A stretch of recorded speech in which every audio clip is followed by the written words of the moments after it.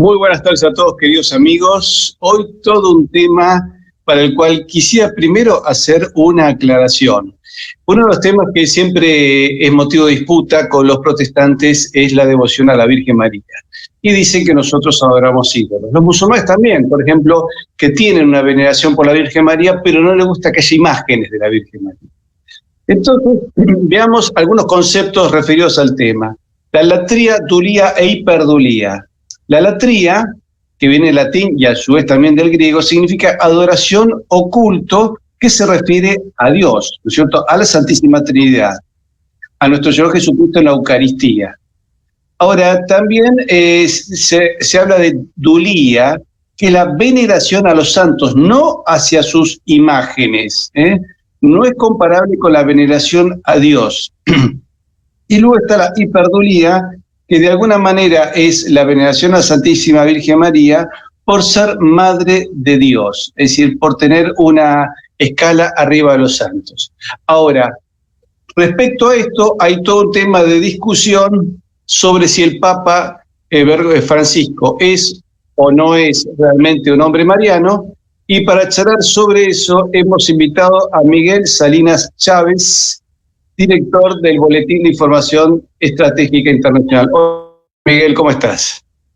Qué gusto, Patricio, es un honor estar contigo después de tanto tiempo de estarlo esperando esta oportunidad de participar y de estar ante tu público que cada vez es más numeroso. Pues ahora te agradezco que me des esta oportunidad y siempre será un placer platicar contigo. No, y para mí es un gusto que en su momento me diste la oportunidad de publicar un artículo en tu boletín, que me acuerdo que hace unos años, un día entró un canal de televisión, creo que era en TLV1, y vi este boletín impreso, y digo, bueno, todavía hay alguien que apuesta por el papel, y me puse a leerlo. Era un boletín que tomaba 3 o 4 puntos, y cada uno de esos puntos le pegaba justo en el centro. Ni siquiera hacía grandes extensiones del tema, tocaba bien. Y digo, ¿quién es este genio que está haciendo esto? Un mexicano. Bueno, México tiene 120 millones de cerebros, así que tiene que salir varios. Y México se ha destacado por sus grandes escritores, grandes plumas, grandes historiadores y grandes revisionistas. Y mi preferido es Vasconcelos. Te voy a decir por qué. Porque el programa de televisión que tenía Vasconcelos tenía un programa de televisión mexicano donde hablaba de filosofía. Televisión blanco y negro, era entretenidísimo. Y invitados otros 2 filósofos, uno que le llevaba mucho la contra y otro un poco, y él definía. Pero un día habló de los argentinos, porque habló de Mendoza, que fue el primer, creo que el primer virrey de Nueva España. Dice, y Mendoza es una provincia en Argentina que que producen grandes vinos. Por eso el pueblo argentino es un pueblo culto, porque es un pueblo que sabe hacer vinos. Un pueblo que no sabe hacer vinos es un pueblo inculto, dijo. Es una apología de la Argentina. Así que nuestro agradecido saludo al alma, que esperemos que descanse en paz, del genio de Vasconcelos. Miguel, le pegaste con todo a este tema. ¿Qué pasa con el Papa María?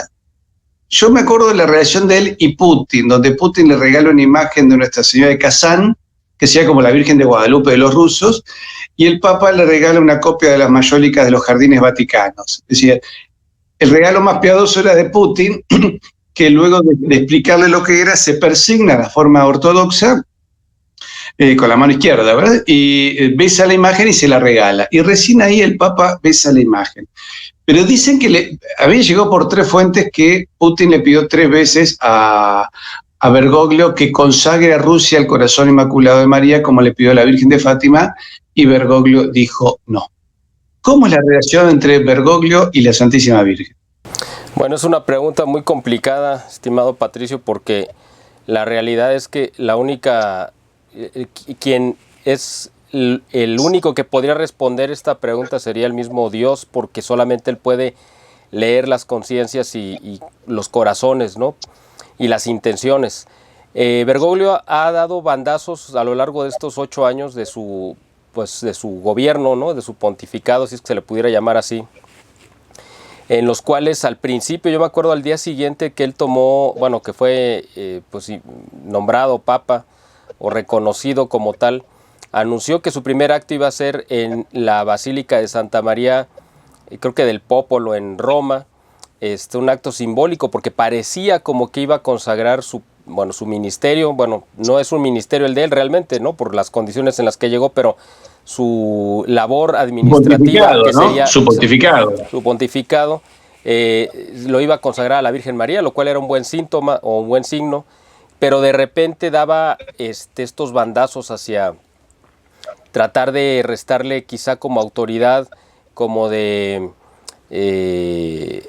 ensuciar un poco el nombre, y lo ha venido haciendo a lo largo de todo este tiempo. Lo ha hecho con diferentes advocaciones, lo hizo, yo creo que las cosas más escandalosas fueron las que dijo tanto en Colombia, en su viaje a Colombia, creo que fue en el 2016-17, y lo que hizo en Fátima también en 2017, cuando se celebra o se conmemora el centenario de las apariciones de la Virgen María ahí en Cova da Iria, en Portugal.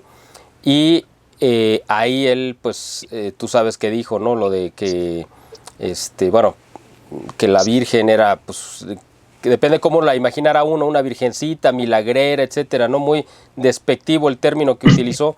Luego, en Colombia, pues dijo, ¿no? Que en las venas de Cristo corría sangre pagana, haciendo pasar por hijo biológico a Jesús como hijo biológico de San José, porque a quien se refería con esa sangre pagana pues era a la genealogía de San José.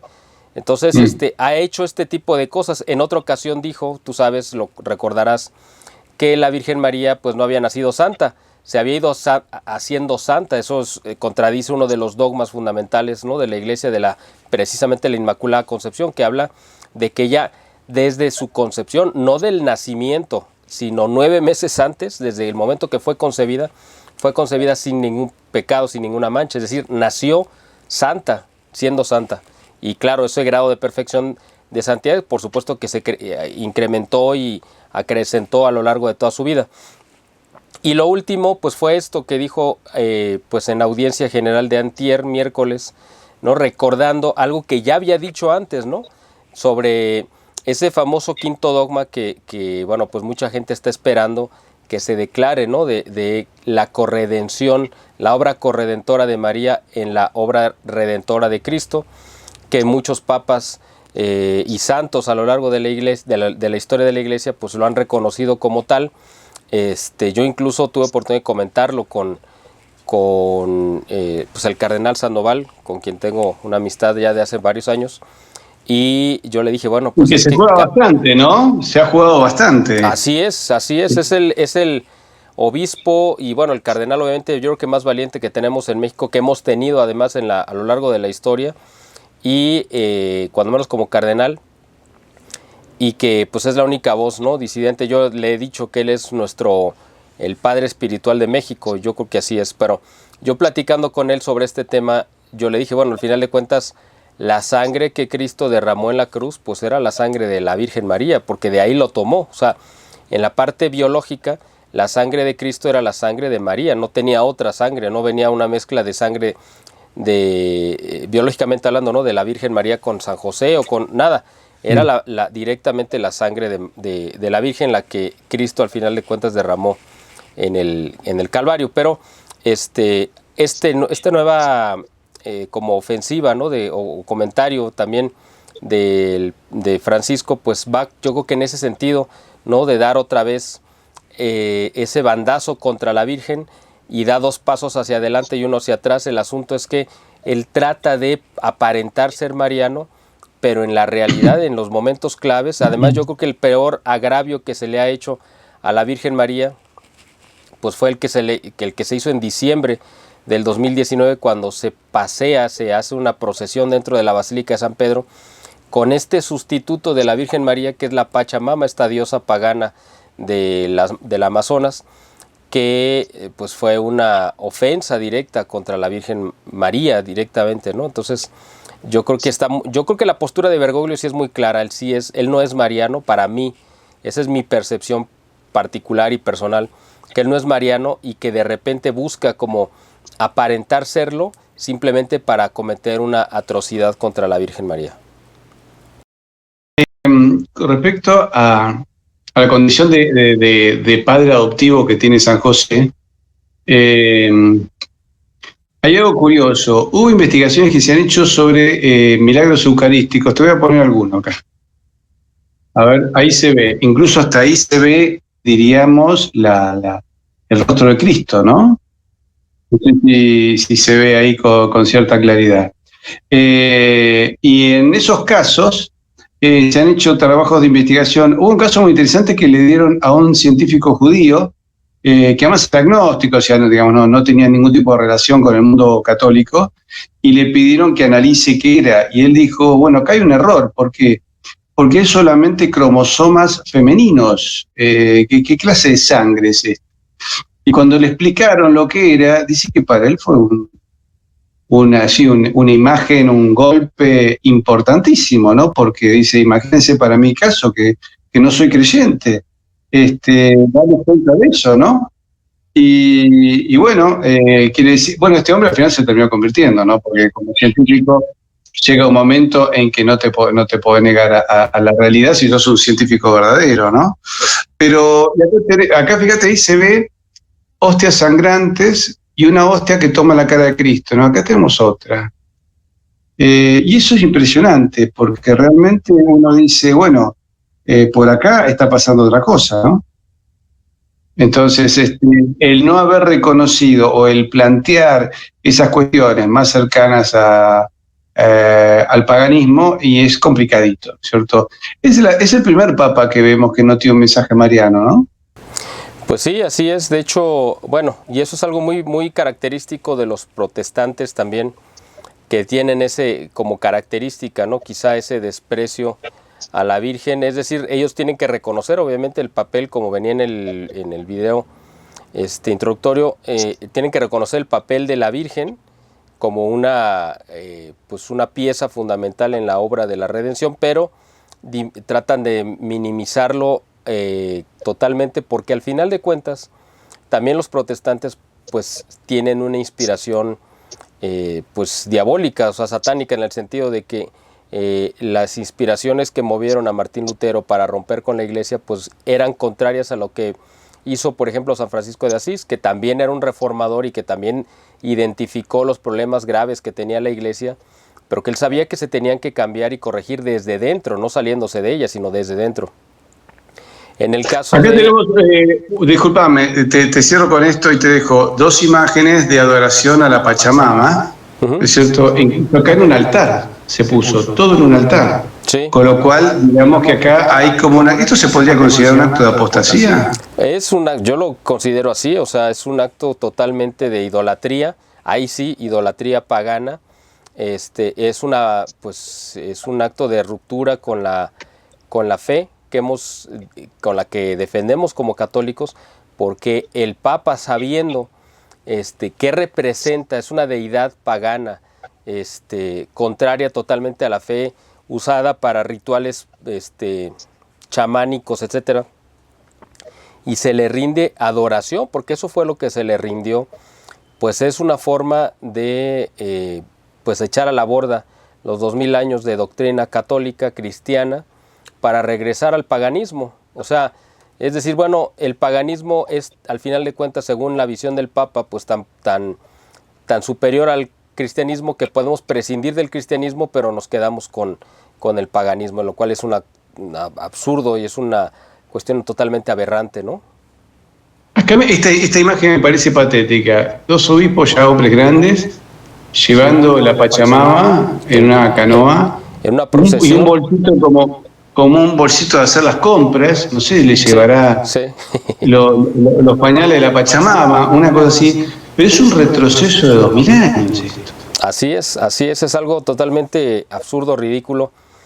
Y lo que pasa es que, pues al final de cuentas, sí, Bergoglio además es un panteísta, ¿no? Él sí le rinde adoración pues a la madre tierra, ¿no? Esta es una representación, la de la Pachamama es una representación, pero no es la única. Él ya en su documento de Laudato Si, pues ya había nombrado ya a la madre tierra como esa creadora de la vida, que es en la misma visión pagana desde otra óptica. O sea, vamos, es como lo mismo, pero abordado desde ya el punto de vista, digamos, como de la nueva era, que al final de cuentas también es paganismo total, Y bueno, pues lo hemos visto en una cantidad de actos que ha realizado, mostrando que pues no es católico, o sea, es un politeísta quizá, es un panteísta, pero no es un hombre católico que crea que Dios es uno y trino y que la Santísima Virgen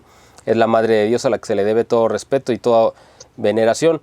Pues él parecería reflejar la postura, y esto que voy a decir, pues sí, yo sé que va a ser escandaloso, es muy fuerte, pero por eso lo digo a título personal y no estoy implicándote ni a ti ni a tu canal en lo que voy a decir para deslindarlos de responsabilidad, pero la inspiración de Bergoglio en este sentido es totalmente diabólica. Diabólica, ¿por qué? Porque el demonio, Satanás, se refiere a la Virgen y trataría de ser igual que lo que estamos viendo con Bergoglio, simplemente que Dios no se lo permite. Él le gustaría hacer el mismo tipo de irreverencias y de ofensas a la Virgen María como lo ha hecho Bergoglio. Dios no se lo permite, pero el hombre que tiene plena libertad, pues lo está haciendo. Bergoglio está haciendo todo lo que Satanás quisiera hacer y no puede, y él lo está cumpliendo. A ver, vos sabés que cada vez que toco el tema del Papa, dada la condición de que es argentino, incluso tengo muchos suscriptores que se ofenden y se van del canal. El problema del clericalismo siempre ha sido todo un tema dentro de la práctica religiosa argentina. Es decir, siempre decimos, no, dividamos lo que es la fe católica del clericalismo, creer que cualquier persona con sotana que puede ser un infiltrado en la iglesia pueda decirnos lo que corresponde. Pero yo lo que noto es que acá vamos a un gobierno mundial que requiere una moneda única, y ahí lo vemos, la reunión que tiene con los Rothschild, una religión única, y vemos lo de Abu Dhabi, y ahora la reunión en Irak, donde ahí, bueno, los iraquíes son un poco más reticentes a estos, así que yo no sé si bajo qué condiciones ha ido o para qué ha ido a convencerlos de qué. Y evidentemente para un gobierno mundial que es el gobierno del hombre, sobre el hombre, si ya sin Dios, porque a Dios se lo ha ido de a poco se lo ha ido sacando de los gobiernos en procesos que vienen desde Lutero, la Revolución Francesa ha sido otro golpe, la modificación de los sistemas feudales para los estados nacionales, y los estados nacionales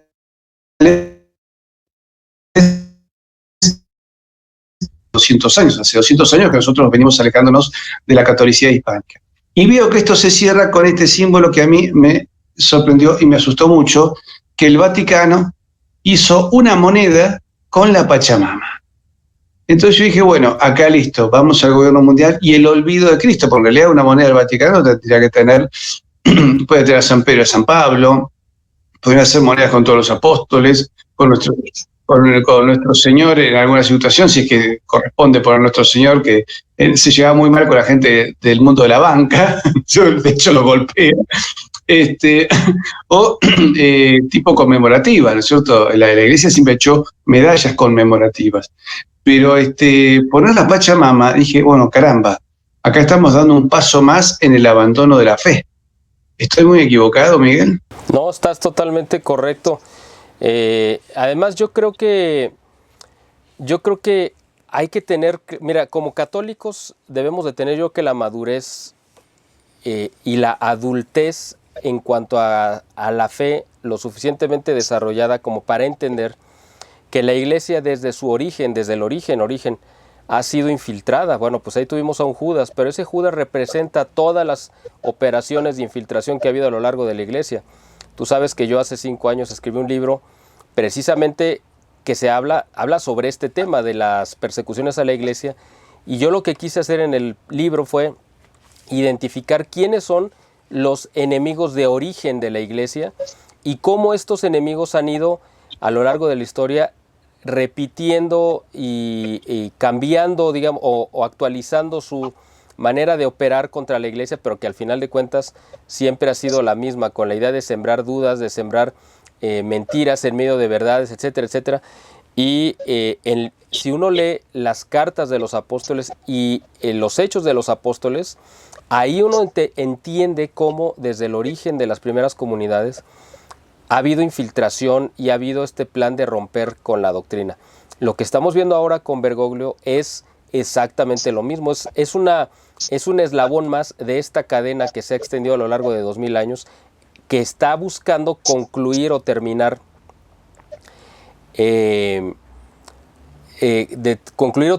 con la instauración del nuevo orden mundial, que es como la corona que ellos están buscando.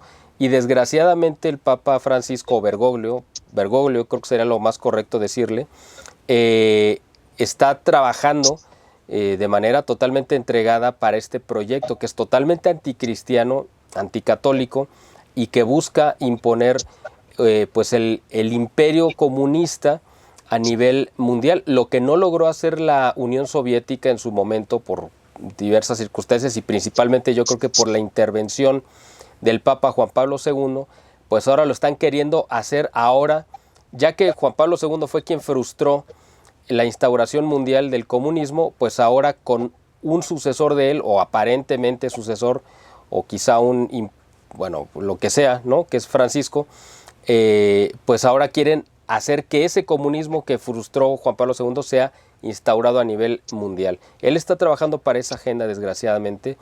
Yo creo que está muy claro, la gente lo debería de ver así.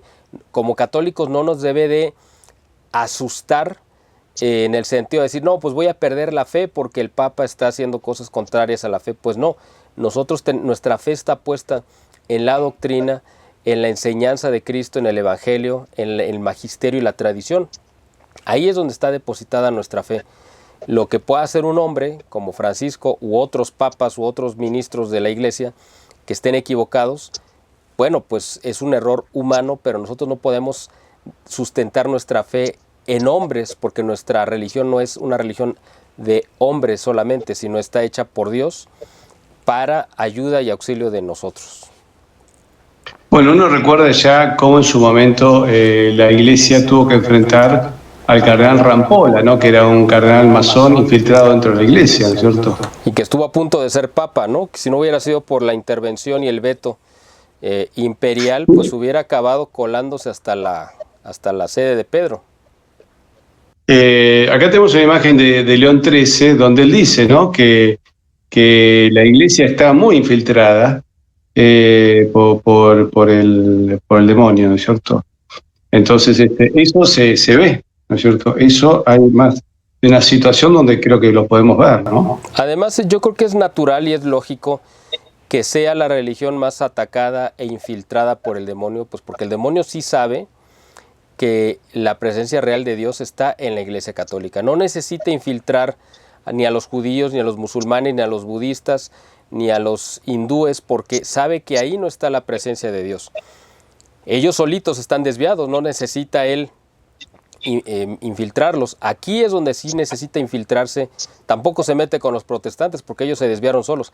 Se mete con la Iglesia Católica porque sabe que ahí es donde está la presencia real de Dios y es donde quiere romper precisamente y hacer el mayor daño, ¿no? Yo creo que eso también nos debe de dar esa como certeza y garantía de que Dios, de que estamos en la religión correcta, porque es la que más ataca el demonio.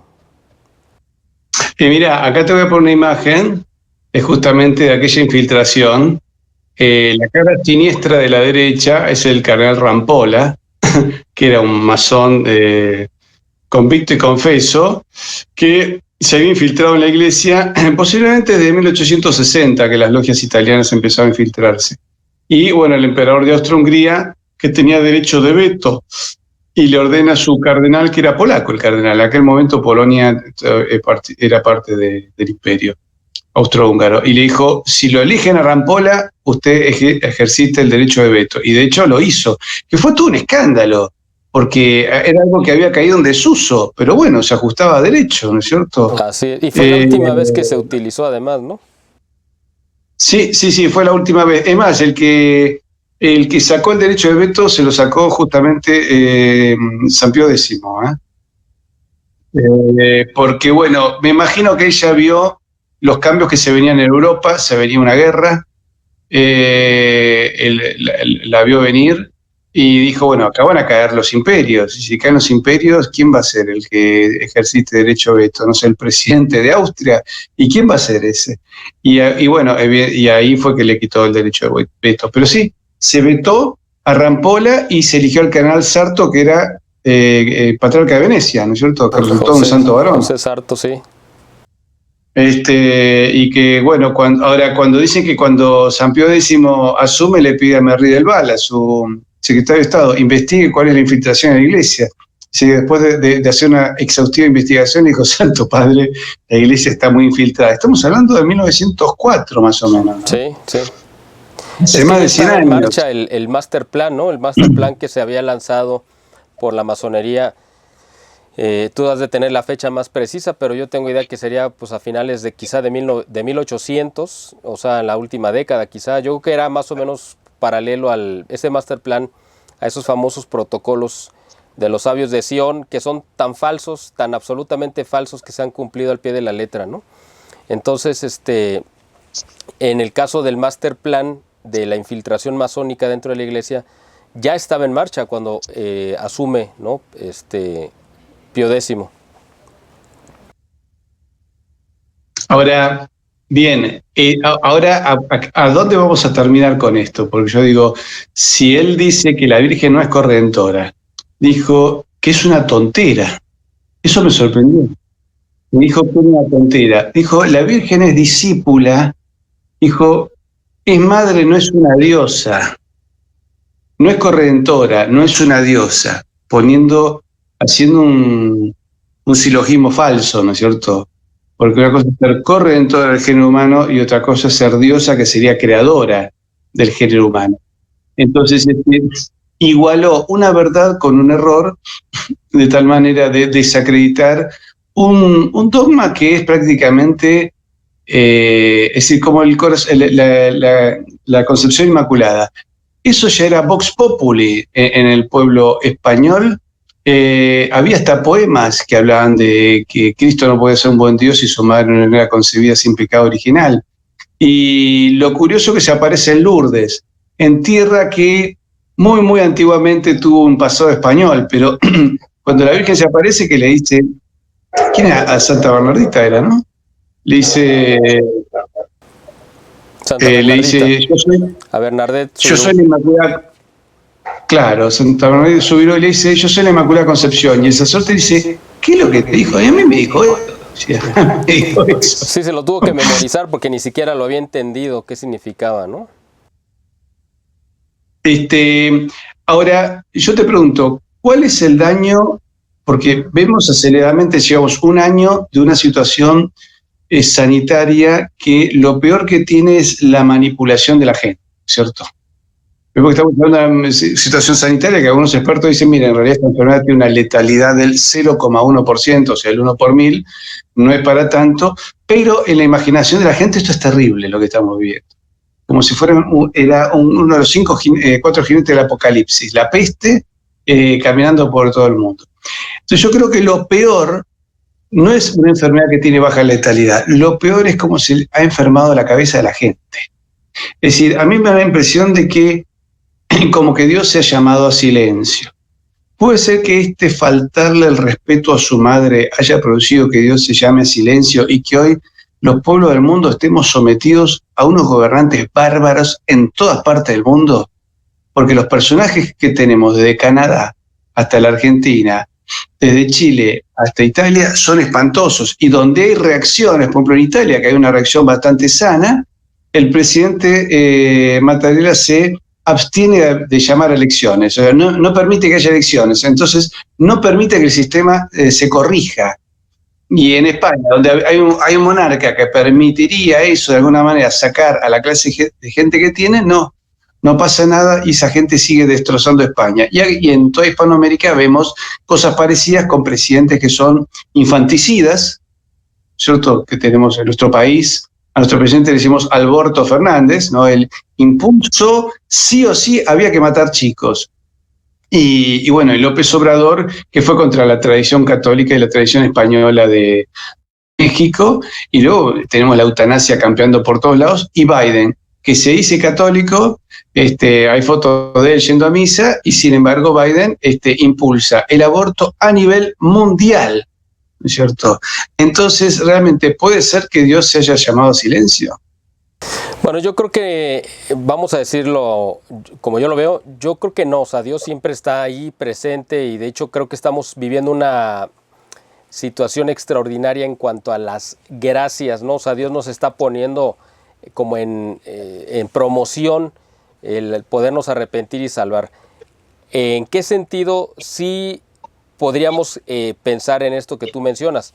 En cuanto a que parecería que nuestras obras y omisiones, porque yo creo que van de la mano, han permitido esta que yo veo que es un periodo de purificación en el cual estamos padeciendo a los peores gobernantes quizá de la historia, o algunos de ellos los peores, pero yo creo que Dios está ahí esperando que le llamemos. Más bien yo creo que mucha gente ha volteado a todos lados menos hacia donde debe de ser, y Dios está ahí presente, pues sí, a lo mejor como tú dices, un poco en silencio, pero esperando, no un silencio indiferente, sino un silencio como para dejar que nosotros hablemos y nosotros lo busquemos, y Él estaría dispuesto inmediatamente a apoyarnos, a ayudarnos, a auxiliarnos. El problema es que no lo estamos buscando. El año pasado que se cierran los templos, te voy a contar una anécdota.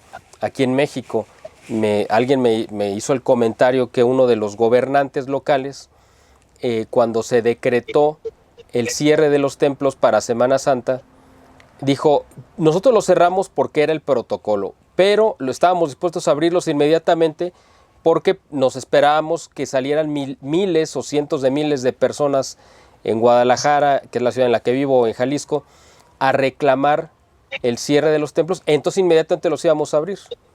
Ya estábamos preparados, dice, lo que nos sorprendió es que no salió nadie a la calle a exigir que se abrieran los templos, y la primera que respaldó el cierre de templos y que prácticamente lo aplaudió, pues fue la misma jerarquía católica local.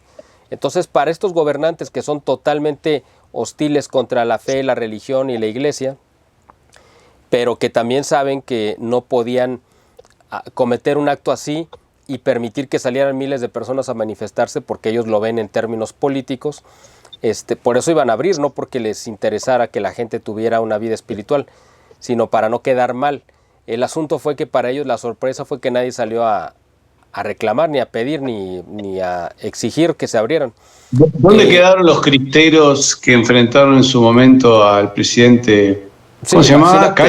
Claro, si ese hubiera sido el proceder hace 90 años, pues aquí la fe se hubiera extinguido simplemente, ya no existiría, hubiera sido borrada prácticamente por decreto de parte del gobierno. Los cristeros nos dejaron, yo creo que el ejemplo de cómo se deben de enfrentar este tipo de cosas, y ahí es donde yo creo que Dios se siente agraviado en cuanto a que sí, vamos a cerrar los templos y todo el mundo, bueno, está bien, o sea, todo sea por nuestra seguridad y por cuidarnos. Efectivamente hay una paranoia exacerbada, hay un miedo terrible, básicamente a la muerte. Pero ¿por qué la gente le tiene tanto miedo a la muerte si es lo único seguro que tenemos? Porque no tenemos otra cosa asegurada. Lo único seguro que tenemos es que nos vamos a morir. Y la gente le tiene pánico porque ya no cree que hay algo más allá. O si cree que hay algo más allá de esta vida, todo el mundo piensa quizá que, bueno, pues no va a ser algo malo. Es decir, porque además Bergoglio lo ha dicho, bueno, pues Dios es tan bueno que pues todo el mundo se salva, o sea, no hace falta. Y si te llegas a condenar de todos modos, la Virgen, ahí sí le invoca, la Virgen, como le dijo a esta imagen, ¿no?, de estos delincuentes, de esta banda de delincuentes sicilianos, ¿no?, que les decía, ellos se van a colar al cielo porque la Virgen en la noche, cuando San Pedro está dormido, les va a ir a abrir una ventana para que se cuelen de contrabando. O sea, imagínate poniendo a la Virgen a nivel de una traficante, ¿no?, de indocumentados en el cielo. O sea, imagínate qué cosa más absurda. A ese nivel la puso. Bueno, la gente, yo creo que por eso tiene miedo a morirse, porque piensan que la única vida es esta. Están demasiado pegados a los placeres del mundo. Y yo lo que le comento a la gente es, bueno, está bien, un instinto de supervivencia es algo natural y lo tenemos en nuestra propia naturaleza, pues, ¿no? Pero, ¿para qué la gente quiere seguir viva? ¿Para seguir en su vida de pecado o realmente es porque quiere cumplir con la misión que Dios le ha encomendado? O sea, básicamente esa es la pregunta. El temor está hecho para que la gente acepte lo que sea. O sea, obviamente esta idea de la pandemia fue un experimento social con la idea de que la gente acepte renunciar a sus libertades y a sus derechos en aras de una seguridad supuesta. Y después, cuando venga el nuevo orden mundial, todo va a ser en nombre del bienestar común y de una supuesta bien generalizado. Y todo va a ser negativo, pero todo se lo van a plantear a la gente como que es algo positivo, ¿no? Mira, acá te quiero mostrar una imagen de parte de la crisis de la iglesia. Al estar Monseñor Taussig, de una familia de conversos, comerciantes. Él entró, se bautizó, ingresó a la Iglesia Católica y llegó obispo. Y tenía fama de conservador, de tradicionalista. Y lo mandó Bergoglio al seminario de San Rafael, Mendoza, para cerrarlo. O sea, primero quería obligar a que comulgaran en la mano y de pie y una serie de cosas. Y cuando dijeron no estamos dispuestos a hacerlo, cerró el seminario. Hubo marchas, caravanas, escándalos, quejas, y dijo, no, lo cierro porque se me da la gana, tengo la autoridad. Y en una reunión que hubo con varios sacerdotes, planteo contra planteo, digamos, les mentía en la cara, y el padre Dib en un momento perdió los estribos ante tanta hipocresía y lo atacó a golpes, y fíjate cómo le dejó la cara, ¿no es cierto? El padre Dib es el héroe de la derecha, y Monseñor Taussig, como corresponde, está a la izquierda, ¿no es cierto? Pero hemos llegado a una situación de sacerdotes enfrentados entre sí, ¿no es cierto? Esto es trágico. ¿Podemos decir que comenzó acá en el Concilio Vaticano II?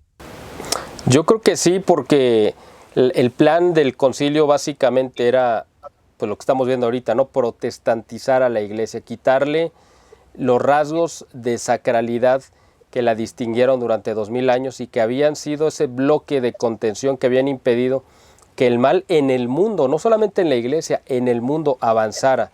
Porque la iglesia era una institución de referencia incluso en los países donde prácticamente no tenía presencia, que había una influencia moral y ejercía pues un papel de defensa de los valores que cuando la iglesia lo pierde a través de las rupturas y de las ranuras que se abrieron con el Concilio Vaticano II, el mundo entero lo padeció. Incluso yo por ahí vi declaraciones, me parece que de protestantes y de judíos incluso, que lamentaban que la iglesia ya no jugara ese papel de ser como ese, pues no sé, como gendarme de la moral, si lo quieres llamar así, a nivel mundial, ¿no? Porque había permitido, ya cuando el gendarme se había corrompido, dejó entrar a todos los delincuentes al barrio. Entonces, eso es lo que estamos padeciendo ahora.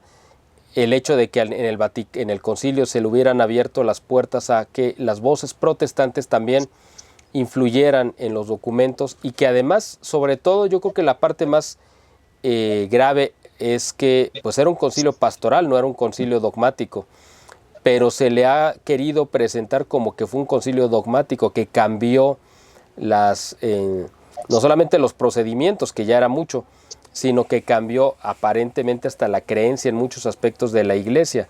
Y esa trampa se ha hecho en la praxis, o sea, a lo largo del tiempo. El hecho de que se haya cambiado la misa, yo creo que eso fue lo más grave de todo.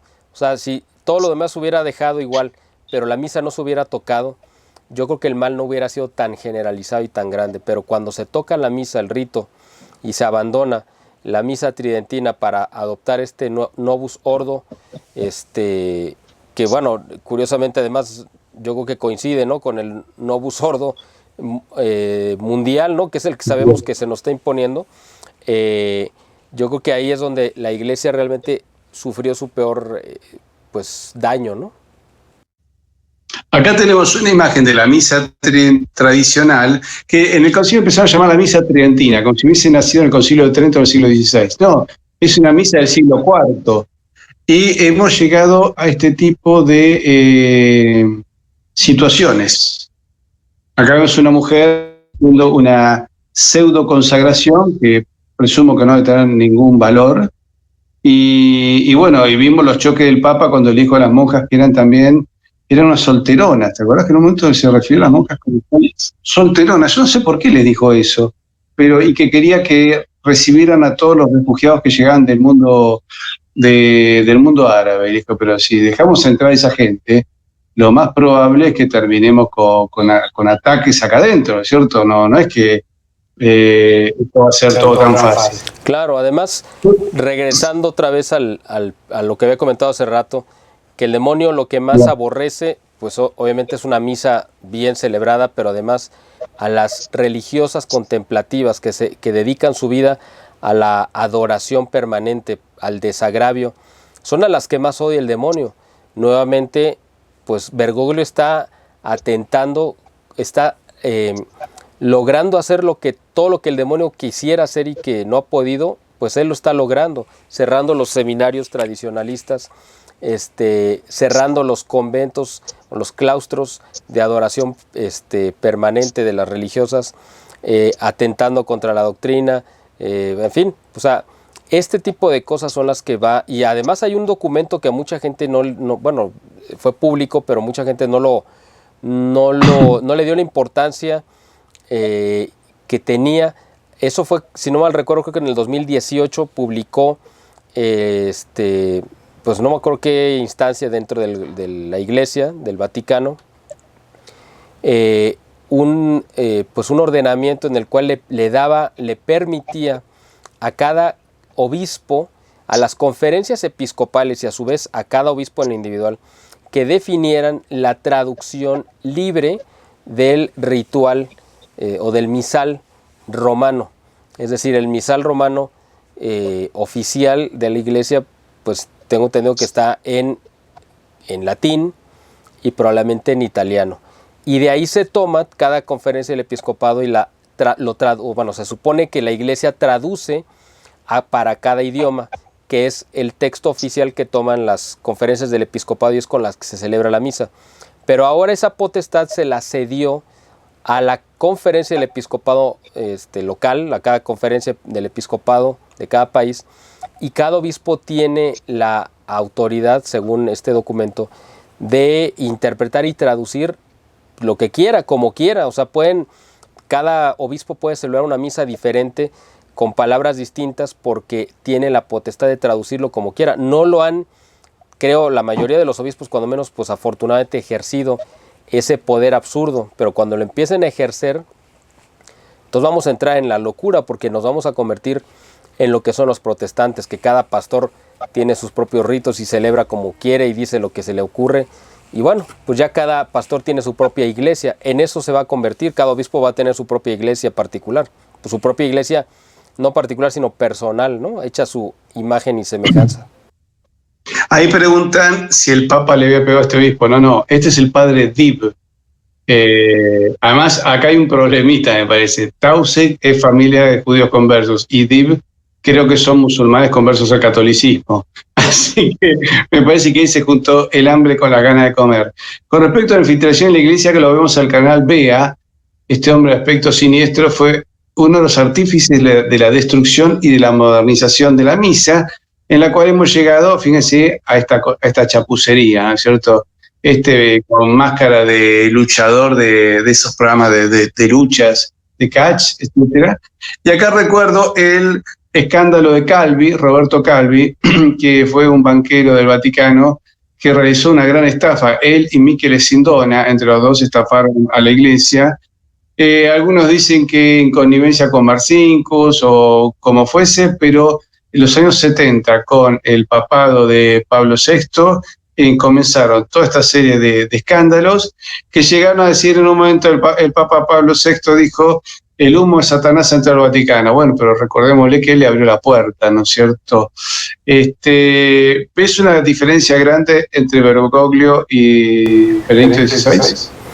Pues sí, yo creo que sí, es muy notoria, ¿no? Absolutamente, no solamente en la forma, sino en el fondo también. En la forma en cuanto a que, por ejemplo, bueno, ahorita esta imagen que estás mostrando, pues donde está el Papa sentado en un trono dorado, ricamente adornado, y él con la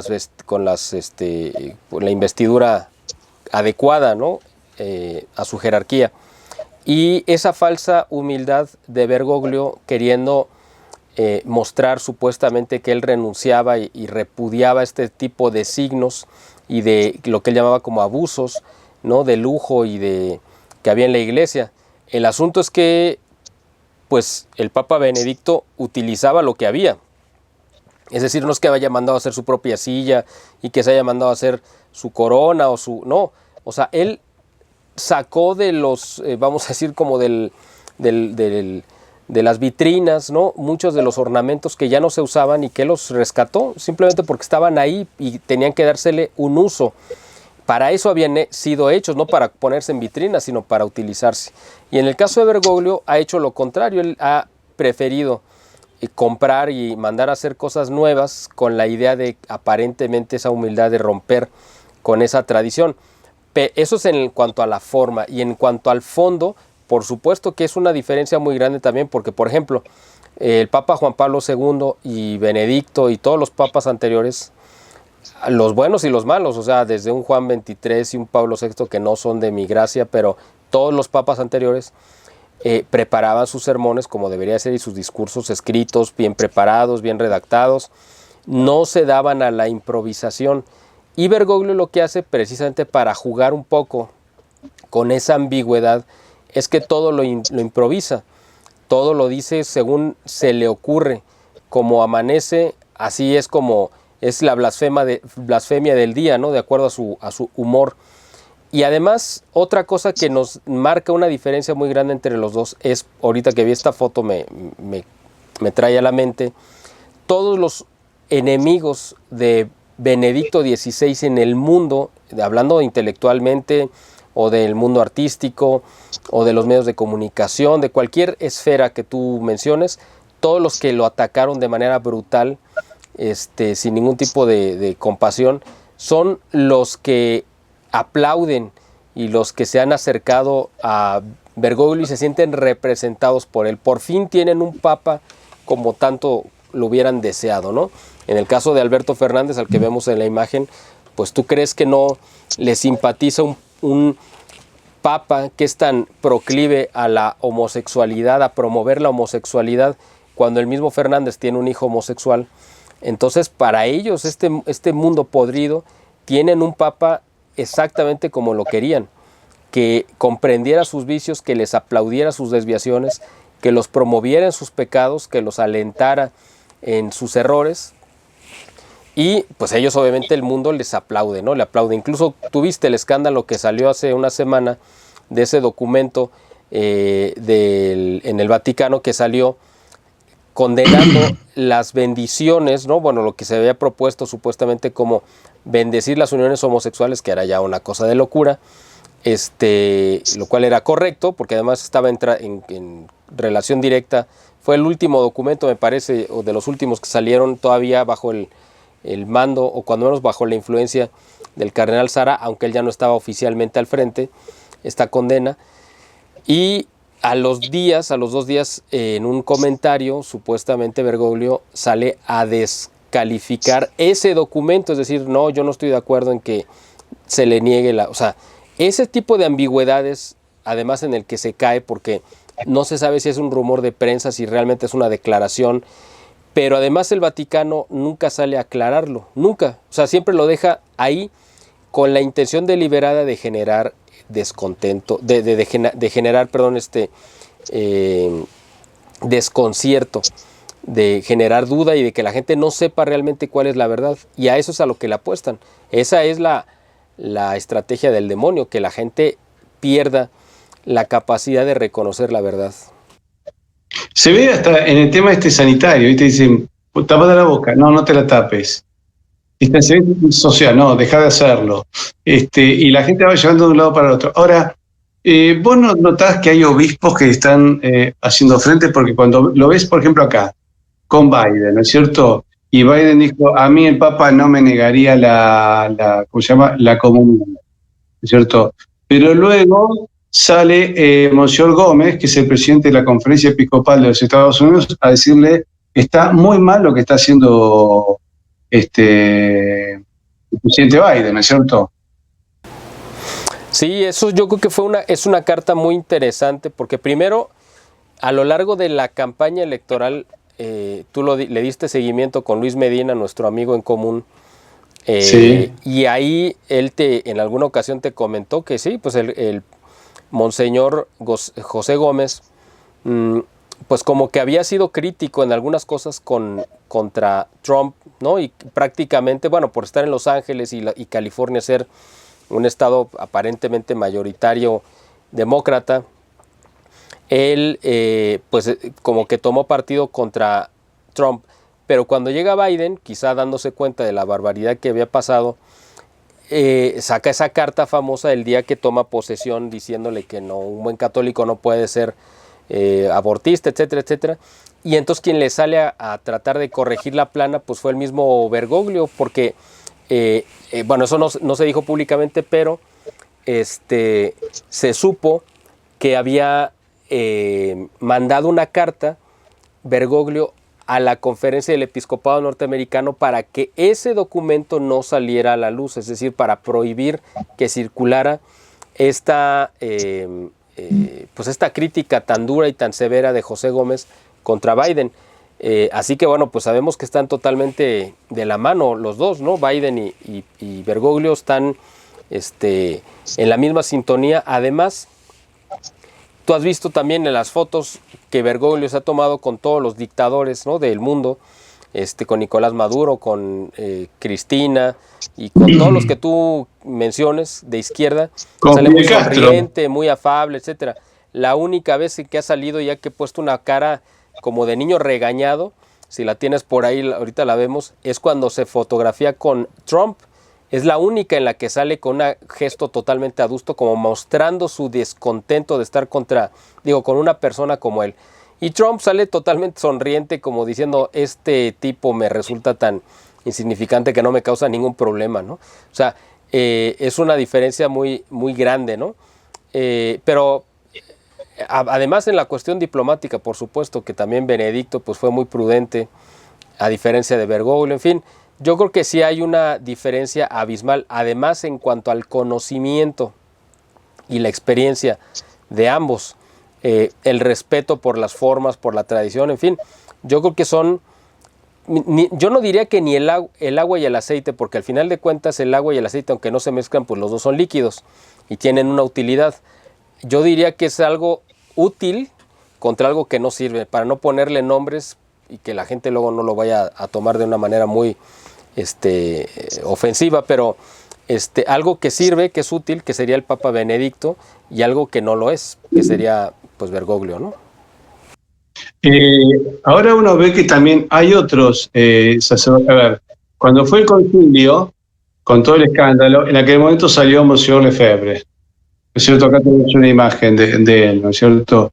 Que dijo, bueno, esto no puede ser, vamos, la iglesia va a un colapso, la iglesia no se tiene que modernizar, la iglesia tiene que seguir trabajando su plan de evangelización, en todo caso mejorar, ¿no es cierto?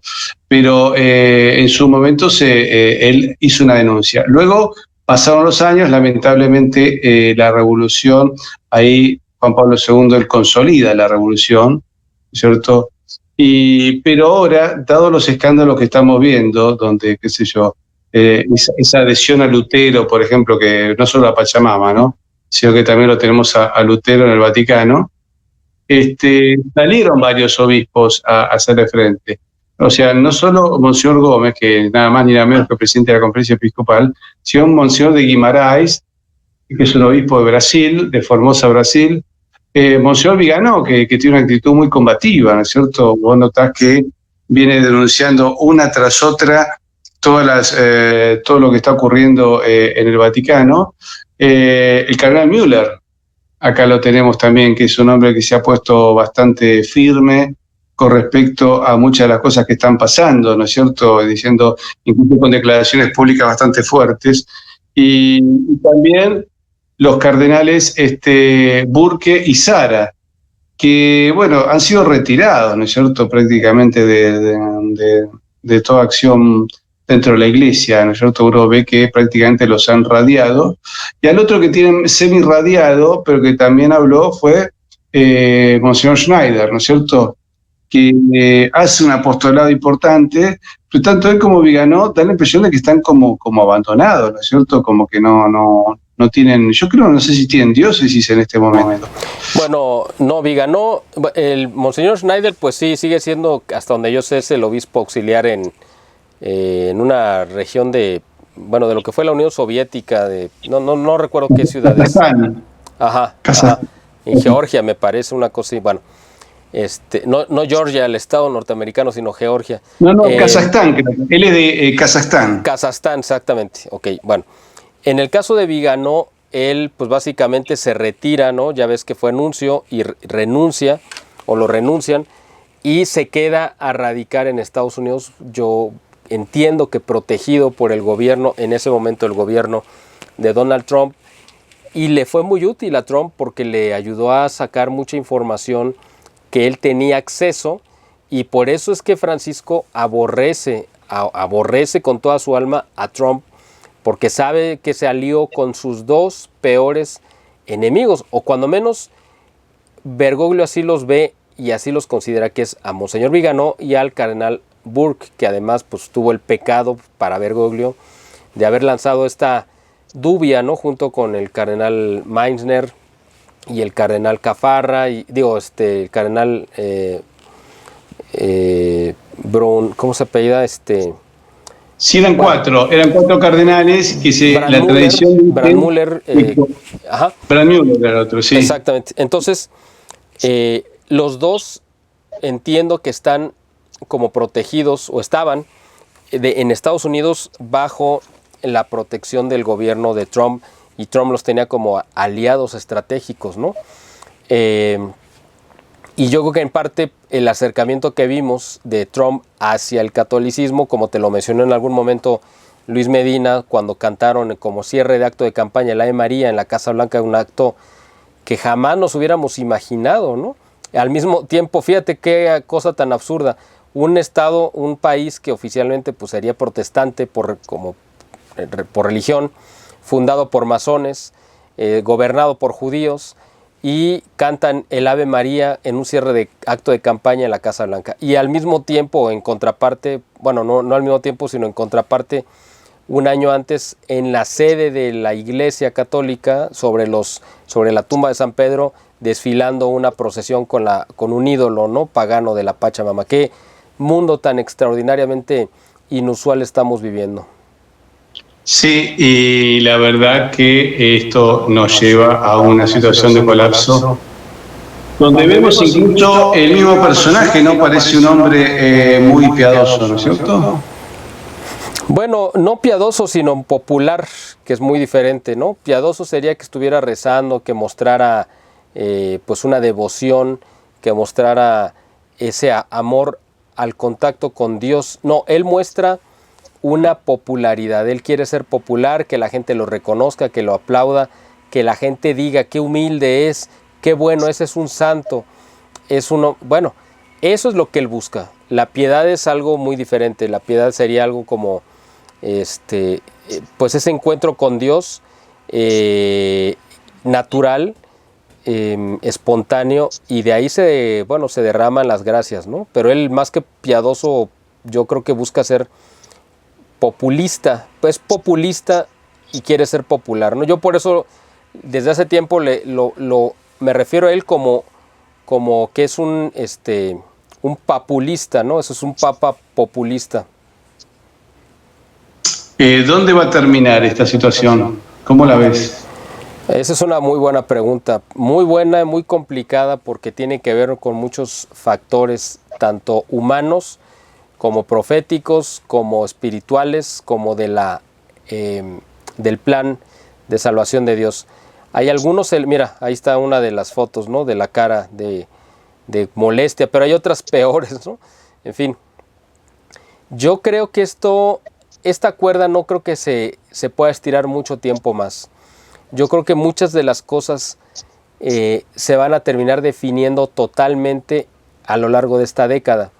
Yo no creo que esta situación se alargue más allá de bueno, ahí todavía tiene un gesto normal, pero había otra en la que sí adrede puso un gesto muy adusto como para mostrar su molestia.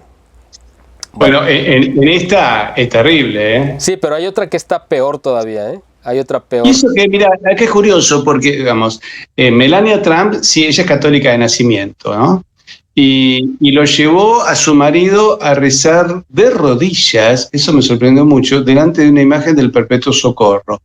Un protestante de rodillas ante la Virgen. Yo te diría que es, a ver, para lo que es Estados Unidos es muchísimo. Si fuera en la Austria del Imperio Austrohúngaro de los Habsburgo no sería casi nada. Pero para Estados Unidos es mucho. Ahora, él acaba con su esposa, con su hija, con su yerno, que es de la colectiva judía, con la cual Bergoglio se lleva bien, ¿no? Eso de acá de Argentina. No tenemos una colectiva judía importante en Buenos Aires, así que, digamos, yo trato con judíos y con musulmanes, tengo en Buenos Aires, porque los tenés a veces de amigos, de vecinos, ¿no es cierto? Pero no hubo caso. Digamos, su alineamiento era imposible con él. Así es, totalmente. Afortunadamente para Trump, ¿no? Pero, ¿y vos crees que esto es significativo de algo más, no? Sí, seguramente fue una muestra de una ruptura, ¿no? Pero bueno, a lo que iba era en cuanto a la pregunta que me hiciste, yo creo que esto se va a definir pronto, es decir, Bergoglio yo no creo que vaya a durar mucho tiempo, a lo mejor no por cuestiones de salud, sino, yo no sé, hay una guerra abierta en la iglesia y cada vez hay más obispos y algunos cardenales que están ya demasiado incómodos con la postura de la iglesia, bueno, no de la iglesia, sino de la jerarquía, ¿no? de Bergoglio y su grupo, y hay cada vez más fieles también que están siendo menos representados por él y por sus abusos que ha cometido. Va a llegar un punto en el que, como él ha ido avanzando en esta agenda, en el que va a brincar una barrera de la cual ya no hay marcha atrás. En estas ha brincado varias, pero hay una específicamente, es cuando toque el sacramento de la Eucaristía. En el momento que él toque el sacramento de la Eucaristía, yo creo que ahí sí se va a desatar pues una serie de fuerzas espirituales y humanas contra él, que yo creo que van a provocar ahora sí pues unas consecuencias que no podríamos prever en el plano humano, sino solamente los podríamos entender desde la óptica de las profecías, de lo que está anunciado en la Sagrada Escritura, porque hay otras profecías que, bueno, pues pueden o no cumplirse, pero las que están en la Sagrada Escritura son de cumplimiento necesario. Yo no sé hasta qué punto el Papa Benedicto también aguante o soporte esta situación que él ve, y yo entiendo que la está padeciendo y sufriendo de los abusos que está cometiendo Bergoglio, y que el Papa pues sabe que yo creo que es muy difícil entender las motivaciones que lo llevaron a la renuncia y si fue una decisión correcta o no. Si el Papa no hubiera renunciado, seguramente lo hubieran matado. Eso yo imagino que es lo que hubiera pasado. Y entonces probablemente Bergoglio sí podría ostentarse como un papa legítimo, que ahora no lo es, pero podría ostentarse como un papa legítimo, y la situación sería más complicada, porque aquí el asunto no es solamente lo que pasa en el terreno, en la esfera humana. La Iglesia como institución y el cargo de vicario de Cristo es una responsabilidad que trasciende al mundo y entra en la esfera de lo divino, es decir, de lo celestial.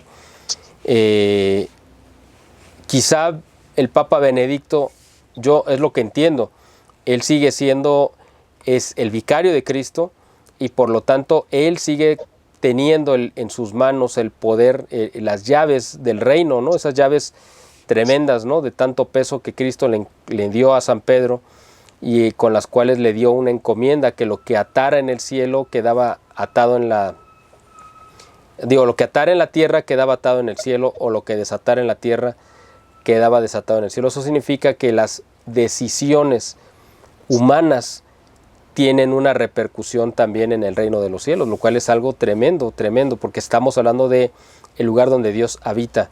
Entonces, Yo creo que la única razón que yo entendería de la renuncia de Benedicto era para conservar él seguir siendo el vicario de Cristo y entonces mantener bajo custodia esas llaves del reino para que Bergoglio no fuera a abrir las compuertas y dejara entrar cualquier cantidad de cosas y se provocara una cuestión de que ni siquiera nos podríamos imaginar, ¿no? Yo creo que esa sería la única razón por la que el Papa Benedicto tomó la decisión de hacerse a un lado, renunciar, pero seguir ahí y conservar esas llaves, ¿no?, del reino, y las consecuencias que van a traer en las próximas décadas, pues digo, no décadas sino años, pues vamos a ver a un Bergoglio que va a impulsar con todo la agenda del nuevo orden mundial, y la gente, pues muchas se va a someter, otros quizá nos vamos a rebelar y vamos a ser separados, aislados, señalados, perseguidos,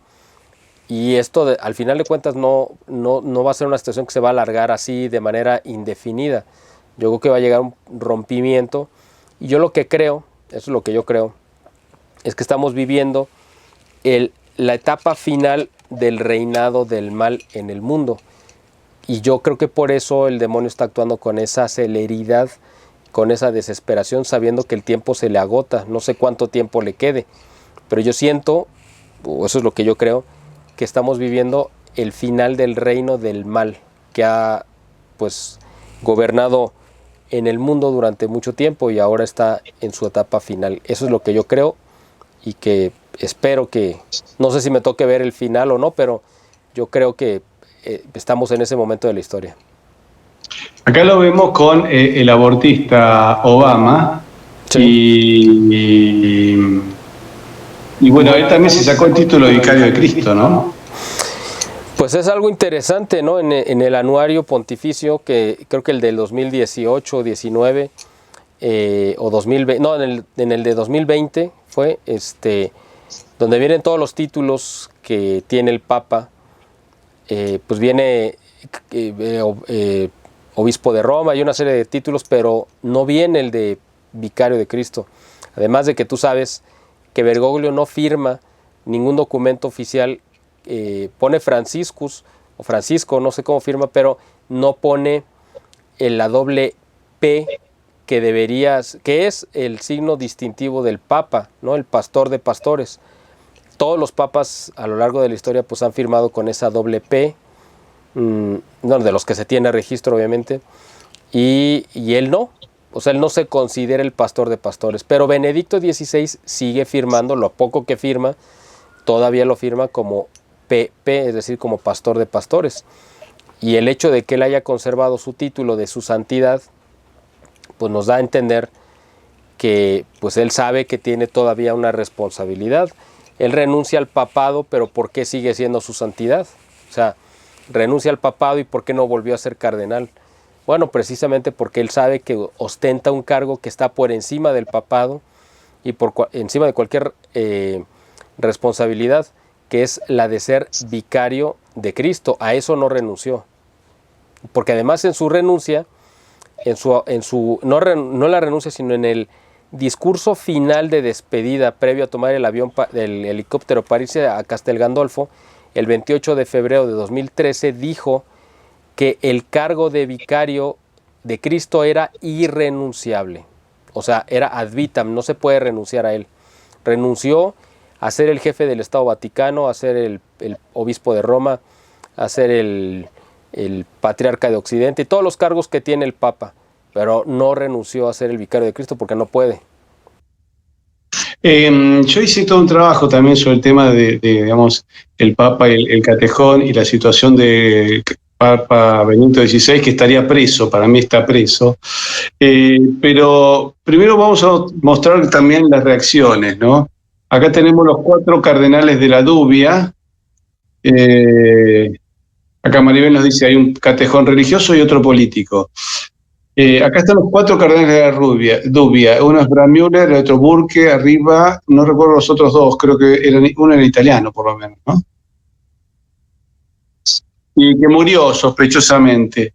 Y acá tenemos también el cardenal Zen, que con sus 84 años salió a defender a los católicos de China, cierto que con un esfuerzo enorme siguen manteniendo la fe y van a comulgar a pesar de las persecuciones. Los chinos no cejan en su amor a la Eucaristía y no les va bien por ser católicos, ¿eh? Pero bueno, no ceden. El que ha cedido, Bergoglio, al entregar prácticamente la autoridad de la Iglesia Católica a la Iglesia Patriótica China, que es la iglesia adherida al régimen comunista, que nace en un cisma en el año 58 en la ciudad de Wuhan, curiosamente donde ha aparecido el bicho este espantoso. Después tenemos al obispo de Kansas, en Newman, que prácticamente excomulgó al presidente Biden, ¿es cierto? Con lo cual dijo, bueno, señor, usted se tiene que decir, o es católico o deja de serlo, porque si no puede decir que es católico y abortista. Y también lo tenemos a Monseñor Strickland, que ha vuelto a celebrar la misa tradicional, cara a Dios y no cara al pueblo, porque ahora esto es antropocéntrico. Lo que vos decís es que quieren destruir esto. Todo tiene que estar centrado en el hombre, por eso estas cosas payasescas. Pero también tenemos, bueno, tu paisano, ¿no? El cardenal Sandoval, que grita, patalea y no se rinde, y que ya creo que está grande. Me parece incluso que tiene como algún problema de salud. Alguna vez lo he visto dar un sermón sentado, pero posiblemente tenga alguna situación de salud, pero no se rinde y es muy firme, ¿no? Bueno, sí, el cardenal Sandoval pues ha sido un hombre muy valiente. Él, tú sabes que además, su carrera, que es muy interesante, él fue obispo auxiliar primero en la ciudad fronteriza de Ciudad Juárez, en el estado de Chihuahua, una ciudad muy violenta tomada por el narcotráfico, con muchos problemas de teología de la liberación, en fin, una serie de problemas complejos. Después, o más bien previo a ello, él antes había sido rector del seminario de Guadalajara. El seminario de Guadalajara tiene la particularidad, ahorita ya no, pero antes, de que era el seminario más grande del mundo, y era el semillero de la Iglesia Universal, porque era el seminario que más sacerdotes aportaba a la Iglesia Universal cada año, una cantidad grandísima. Luego fue nombrado obispo de Ciudad Juárez y después, en 1993, como tú recordarás, en mayo, asesinan aquí en la ciudad de Guadalajara al que era en ese momento el arzobispo, que era el cardenal Posadas Ocampo, Jesús Posadas Ocampo. Lo asesinan y el Papa Juan Pablo II pues estuvo barajeando varias opciones hasta que nombró o escogió como el hombre ideal por ser muy aguerrido, de carácter muy fuerte, muy echado para adelante y además de Jalisco, descendiente además de cristeros, pues escogió al cardenal Sandoval para que fuera el sucesor, ¿no?, del arzobispo, y entró a hacer una lucha tremenda contra la masonería, a denunciar el asesinato, a defender, ¿no?, también porque se había intentado ocultar el asesinato, bueno, no el asesinato porque fue a la vista de todos, sino la investigación para llegar con los culpables. Eso le costó 2 envenenamientos, lo envenenaron 2 veces, estuvo en el hospital de muerte y bueno, finalmente pues ha estado bien de salud en general durante mucho tiempo. En el 2012 el Papa Benedicto XVI le acepta la renuncia que ya había presentado por cuestiones de edad, se la acepta porque iba a haber un cambio de gobierno en México, iba a entrar nuevamente la masonería más dura y más recalcitrante a gobernar, y entonces, como para evitar problemas, pues mejor lo hicieron a un lado. Y ahora en el retiro pues ha seguido haciendo su labor como obispo, porque él dice, bueno, ya no soy arzobispo, es lo único que ya no ejerzo, la parte administrativa, pero yo sigo siendo obispo y lo voy a seguir siendo hasta la muerte. Y hace unas semanas pues sí tuvo un problema cardíaco, le implantaron un marcapasos y ya, quedó bien, tuvo parece que una pequeña recaída a finales de la semana pasada, pero ya está en su casa restableciéndose. Yo lo vi hace como 3 semanas, lo visité, platiqué con él, siempre muy claro, lúcido, con una memoria extraordinaria, es una enciclopedia, te puede mencionar de cualquier tema, fechas, lugares, nombres, es una cosa extraordinaria platicar con él. Siempre es un libro para aprender, y es además, pues sigue siendo igual de valiente, ¿no? Es un cristero del siglo Sería XXI. interesante, Miguel, si un día lo pudiésemos entrevistar entre los dos, ¿eh?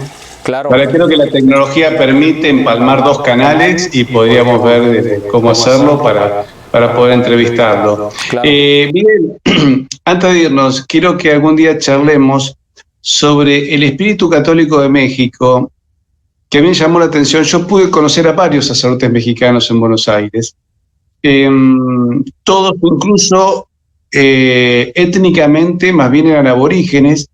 Entonces le pregunté por qué era tan fuerte esa fe.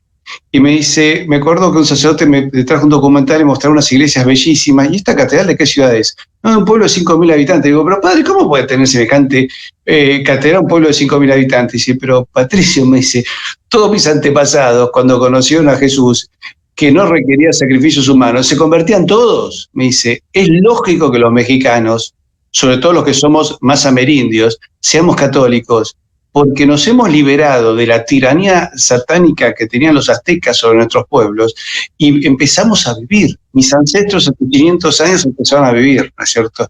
Y un día charlando con un Moctezuma, acá en Buenos Aires me dijo lo mismo que dijo Moctezuma en México. Dice, no, nuestro abuelito tenía costumbres gastronómicas particulares, ¿no?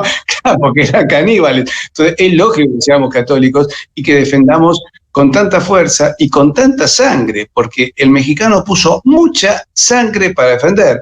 Y por eso le hicimos el otro día un homenaje con otro amigo de México, César Ramírez, al Batallón San Patricio, porque ahí vos ves la unión civilizatoria, ¿no? Europeos, irlandeses, españoles, americanos, mexicanos, luchando todos por el mismo valor.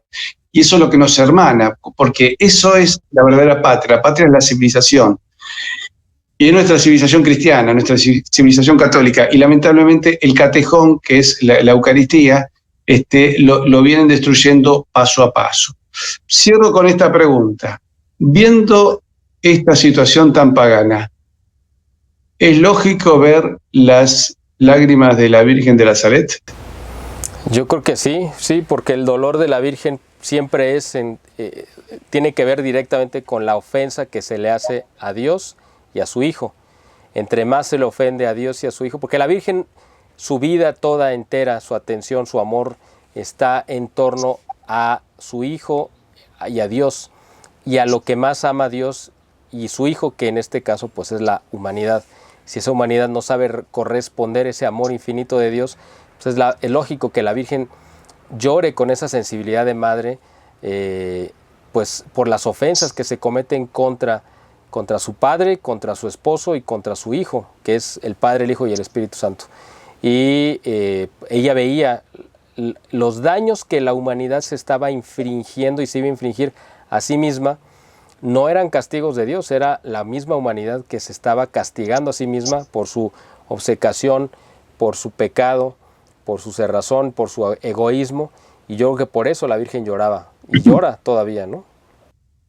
Así es. Bueno, Miguel, me debes esa nota. Quiero hablar sobre el espíritu religioso del pueblo mexicano, que para mí siempre ha sido motivo de ejemplo. Bueno, emular la fe. Yo veía esos sacerdotes mexicanos y a mí me impregnaban de civilización, porque no solo era lo bien que pensaban, lo bien que razonaban, sino lo bien que lo decían.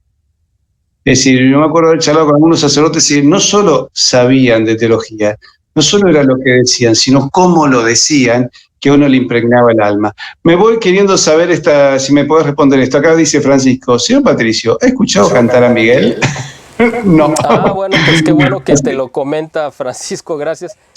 Déjame, bueno, por aquí tengo, dame un segundo y te voy a traer un par de los discos que acabo de grabar porque tienen que ver con esto que me comentaste. Dame un segundo, permite.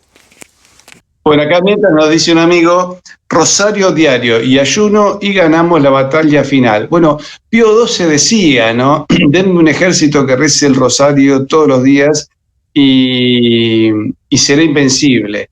También me piden que hablemos del niño mártir José Sánchez. Bueno, yo me enteré de la historia de José Sánchez cuando vi la película La Cristiada con Andy García, Peter O'Toole y grandes figuras del cine, y la película La Cristiada, que lamentablemente no se dio en los cines, pues la fuimos viendo en grupos de amigos y luego, bueno, La Cristiada terminó, se puede ver libremente, ¿no es cierto? Pero cuando vi el espíritu de ese niño, José Sánchez, que acepta el martirio y la resignación cristiana de los padres, fue realmente un ejemplo de civilización. Es decir, México para mí, no sé si me escuchas bien, México para mí no es una frontera, no es un nombre, sino que es la España católica en América. Esa fue la sensación que yo tuve de chico. Por eso me parece que México es tan, pero tan agredida y tiene una clase política que realmente tan anticatólica, y lo mismo de alguna manera se refleja en la Argentina. Una clase política muy fuertemente anticatólica y con unas inteligencias muy católicas, con lo cual será por eso que mexicanos y argentinos nos llevamos bien. Pero más allá de la condición enológica que hacía el gran maestro Vasconcelos. Mostrarnos nuestros discos y ya nos despedimos. Viva Cristo Rey y Santa María de Guadalupe. Bueno, vamos a editar un poco esa música para fondo la próxima entrevista. Miguel, aquí en este disco, una nota donde vamos a hablar de toda esa música que vos compusiste, la vamos a pasar y nos vas a hablar de los mexicanos. Cantos, es una recopilación de muchos de los cantos cristeros que se cantaron, o de himnos cristeros, que era la idea precisamente de rescatarlos. Muchos de ellos se compusieron en esa época y son los cantos con los que se peleó la guerra cristera, ¿no? Y hay algunos otros pues muy conocidos, como el Ave María de Gounod y otras, ¿no? Que voy a hacértelo llegar, querido Patricio, para que lo escuches, primero de manera pues digital por algún medio y después te lo mando en físico, y platicamos de eso para la próxima vez que nos veamos y tú los escuches y allá me das tu opinión también como experto en música que sé que eres, a ver qué te parecen. No tanto, pero sí sé degustar y sueño con visitar tu tierra en algún momento. Yo me acuerdo de una canción cristera que es con la música del himno de España. Ah, aquí viene, exactamente. Se llama La Virgen María es nuestra protectora. Ahí viene exactamente. Es el himno de España con una canción de la guerra cristera. Con una letra. La Virgen María es nuestra protectora, nuestra gran señora. No hay nada que temer. Somos cristianos y somos mexicanos, en el caso nuestro, pero yo sé que hay una versión argentina, pero nosotros decimos somos cristianos, somos mexicanos, guerra contra Lucifer. Y ya, ahí continuamos. Bueno, yo creo que igualmente en estas cuestiones podemos ser un poco, nosotros, todos los que están escuchándote acá, hay argentinos, hay peruanos, hay muchos españoles, hay chilenos, hay uruguayos, hay de Paraguay, de Centroamérica. En realidad, cuando uno aprecia la cultura de otro pueblo en los valores comunes que tiene uno, en ese momento podemos ser todos un poco mexicanos, y si cantamos el himno de España y alguna canción religiosa, por ejemplo, Isabel y Fernando, somos un poco españoles, y cuando los argentinos también tenemos alguna música que referimos a Cristo Rey, pueden ser todos un poco argentinos. Te mando un fuerte abrazo, Miguel, y te comprometo para otro encuentro para poder disfrutar de tu música. Estaré encantado cuando tú lo dispongas, Patricio, será un honor, un placer, y te agradezco esta oportunidad. Muchísimas gracias, Miguel, y bueno, a todos les recomiendo que busquen el Boletín de Información Estratégica Internacional. ¿Cómo lo encuentran? La página es www.biie.org.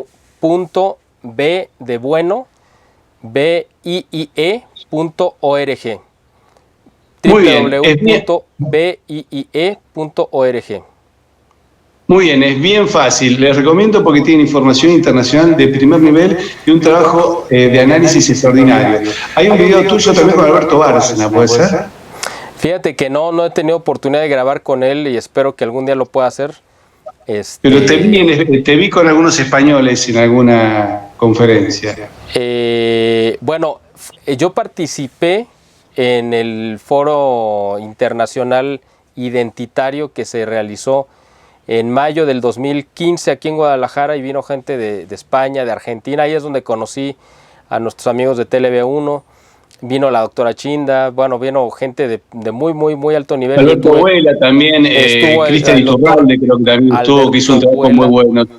Vino Pedro Varela, y todo fue en torno a hacerle un homenaje por el 100 aniversario, o sea, el cumpleaños número 100 de don Salvador Borrego, que él estuvo aquí también, y tuvimos el honor de participar todos en torno a este homenaje.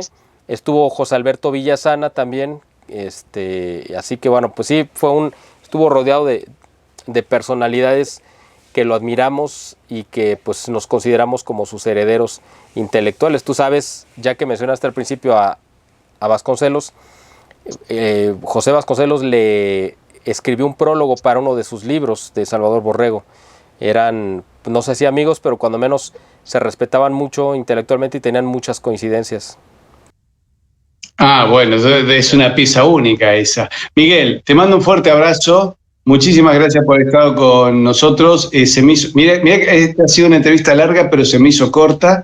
Y a todos ustedes, queridos amigos, espero que hayan disfrutado de la palabra de Miguel Salinas Chávez. Sigan su medio, PIE.org, que es excelente. Y bueno, y a todos les recuerdo además que el 9 y el 10 hacemos el segundo foro de empresarios por la hispanidad. Así que vuelvo a recordar, todos aquellos que están interesados en hacer negocios con 700 millones de hispanohablantes, entren en comunidadhispanista.com, ahí tienen los datos y podrán anotarse. Y a todos, muchísimas gracias por participar y nos despedimos hasta un próximo encuentro. Hasta pronto, Miguel. Muchas gracias. Patricio, muchas gracias a ti.